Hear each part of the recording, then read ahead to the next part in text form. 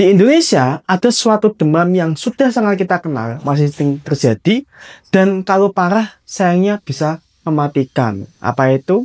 Mari kita bahas tentang demam berdarah dengue.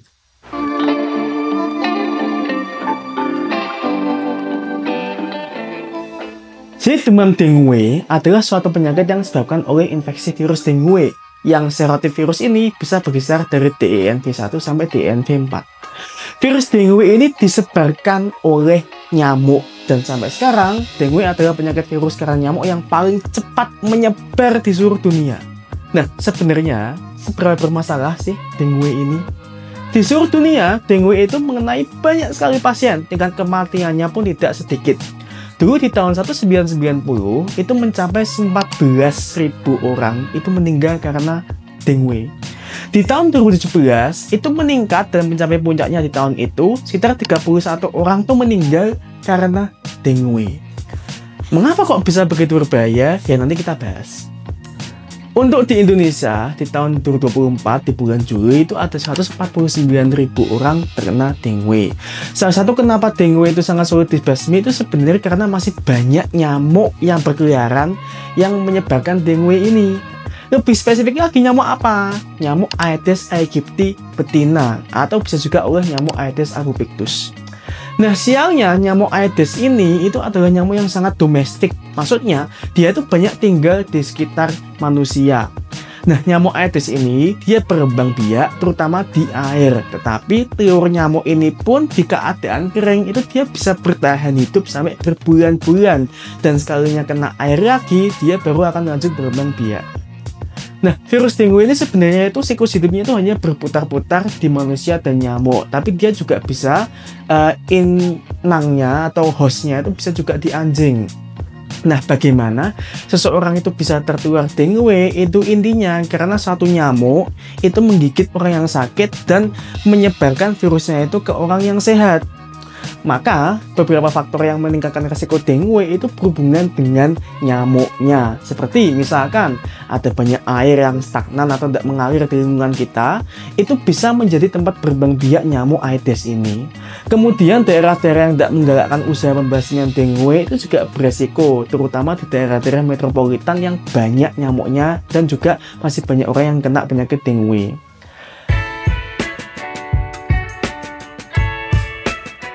Nah, sebenarnya demam dengue, tanda kutip, demam dengue itu sendiri tidaklah penyakit yang berbahaya. Dia sebenarnya itu self-limiting atau dia tuh bisa sembuh sendiri. Tapi dengue ini itu bisa menjadi parah di mana bentuk parahnya itu baru dinamakan demam berdarah dengue atau disingkat DBD. Nah, pada DBD ini, demam berdarah ini terjadi peningkatan permeabilitas di pembuluh darah yang menyebabkan plasma darah kita itu keluar. Atau gampangnya, DBD ini menyebabkan pembuluh darah kita itu bocor. Dan kebocoran cairan ini bisa aja ke berbagai macam tempat, misalkan ke dalam rongga perut, ke rongga pleura atau dada, atau di tempat manapun di luar pembuluh darah. Nah, kenapa kok bisa seperti itu? Karena kemungkinan virus dengue ini menyebabkan suatu respon imun tubuh kita yang bisa membuat produksi banyak sitokin yang disebut badai sitokin. Jadi inilah mengapa kok DBD itu bisa berbahaya, berbeda dengan demam dengue biasa. Karena DBD yang parah ini tuh bisa terjadi berbagai macam komplikasi seperti misalkan cedera pada hati atau liver, gangguan jantung, infeksi paru, dan gangguan-gangguan saraf seperti kejang, dan juga bisa gangguan pada otak yang berupa radang pada otak. Nah, kalau misalkan sudah mengalami DBD yang parah ini dan tidak ditangani dengan baik, maka kemungkinan meninggalnya bisa mencapai 10-20%. Tapi dengan terapi yang sesuai, kemungkinan sembuhnya akan jauh lebih baik. Nah, kemudian apa yang bisa kita temui gejala-gejalanya pada penyakit dengue ini?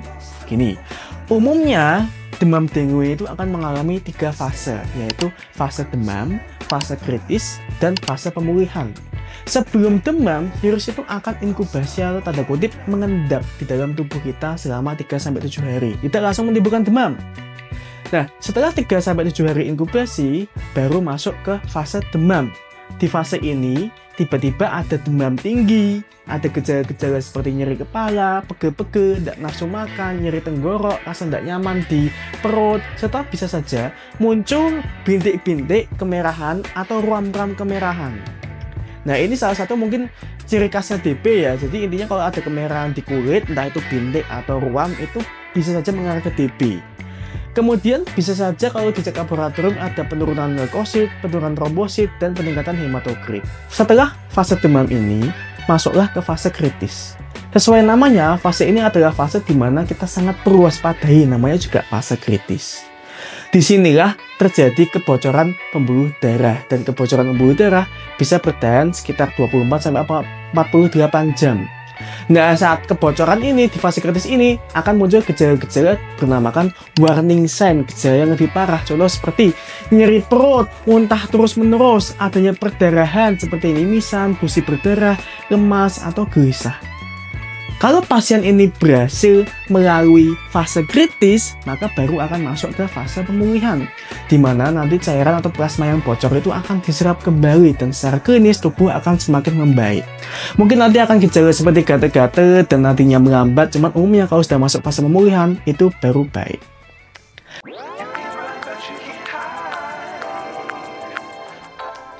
Nah, terus sebenarnya dok, bagaimana kita bisa mengobati DB ini?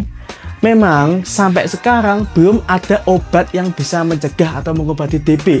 Virus dengue itu tidak bisa diobati, tapi prinsipnya kita hanya bisa mensupport tubuh kita agar cukup kuat untuk melawan virus dengue itu. Dengan cara apa? Nah, pertama yang paling penting adalah dengan menjaga kecukupan cairan kita. Kenapa kok seperti itu? Ingat bahwa DB kan dia resikonya adalah kehilangan cairan. Maka yang paling penting adalah menjaga cairannya. Kedua, dengan memberikan nutrisi yang cukup serta memberikan pengobatan untuk gejala-gejala yang tidak membuat nyaman. Misalkan tetap banyak makan. Kemudian kalau misalkan ada nyeri kepala ya tangani nyeri kepalanya. Kalau misalkan ada mual ya tangani mualnya. Jadi intinya kita tuh harus menjaga cairan tubuh kita tetap tidak dehidrasi. Kemudian kita memberikan ya terapi-terapi untuk menangani gejalanya saja. Nah, sehingga seminimalnya pasien dengue ini diharapkan banyak minum, atau kalau sudah dicurigai ke arah DBD, itu seringkali diharuskan rawat inap karena harus diberikan cairan melalui infus melalui dosis yang sudah sesuai pasien. Jadi infus ini nggak sembarangan ya, misalkan pada anak-anak tuh harus benar-benar dihitung berapa banyak, berapa lajunya, dewasa juga berapa banyak, seberapa cepat masuknya cairan, itu semua tuh tidak bisa kita lakukan kalau misalnya tidak di rumah sakit. Nah, tergantung nanti penilaian dokter, kalau misalkan Anda atau kalau misalkan ada keluarga yang demam setidaknya sudah 3-4 hari, itu segera periksakan saja. Nanti dokter akan menilai kondisi pasiennya apakah ini curiga DB atau bukan, kemudian apakah perlu dirawat inap atau tidak.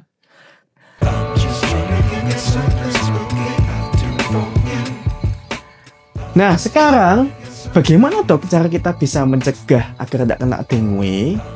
Gini, sekali lagi, untuk mencegah dengue itu tidak ada obat, tidak ada makanan, tidak ada minuman, tidak ada gaya hidup yang bisa mencegah terjadinya penyakit ini. Sekalinya virus sudah masuk dalam jumlah cukup, ya sudah akan terjadi penyakit.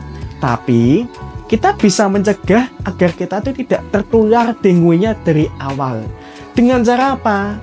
Dengan cara memutus hewan yang menularkan virus dengue-nya itu, yaitu nyamuknya. Sejak saya lahir, itu sudah ada strategi dari pemerintah agar di Indonesia itu bisa memberantas nyamuk yang menularkan DB atau nyamuk Aedes ini. Dengan cara apa? Dengan cara 3M. Menguras, atau lebih tepatnya menguras bak-bak atau wadah air agar bisa terhindar dari jentik nyamuk. Kemudian menutup apa? Menutup segala macam wadah-wadah air agar nyamuk tidak hinggap dan berkembang biak. Kemudian mengubur apa? Mengubur benda-benda bekas atau apapun yang bisa menjadi wadah air agar tidak terhinggap oleh nyamuk juga. Jadi intinya kita itu ingin menghilangkan segala macam tempat di mana nyamuk itu bisa berkembang biak. Selain itu juga sekarang ada 3M+. plusnya itu misalkan kita ada kiatkan untuk melindungi diri kita. Contoh seperti menggunakan lotion anti nyamuk, menggunakan obat nyamuk, menggunakan kelambu saat tidur agar nyamuknya tidak masuk ke dalam kasur. Kemudian juga kalau misalkan bisa ada kolam di rumah itu diberikan ikan-ikan yang untuk memakan jentik-jentik nyamuknya. Nah, begitulah yang bisa saya sampaikan tentang DB. Jadi intinya DB itu sebenarnya penyakit yang memang bisa sembuh sendiri, atau intinya hanya perlu untuk mendukung tubuh saja agar sembuh. Tetapi kalau misalnya sudah parah, itu juga bisa beresiko menjadi komplikasi-komplikasi yang parah, termasuk bisa meninggal juga. Tapi saya harap semua yang menonton video ini selalu tercegah dari DB, dan semoga juga lingkungannya selalu bebas nyamuk. Begitu saja yang bisa saya sampaikan. Subscribe bila ingin melihat saya membahas penyakit-penyakit lainnya, dan sampai jumpa di video berikutnya.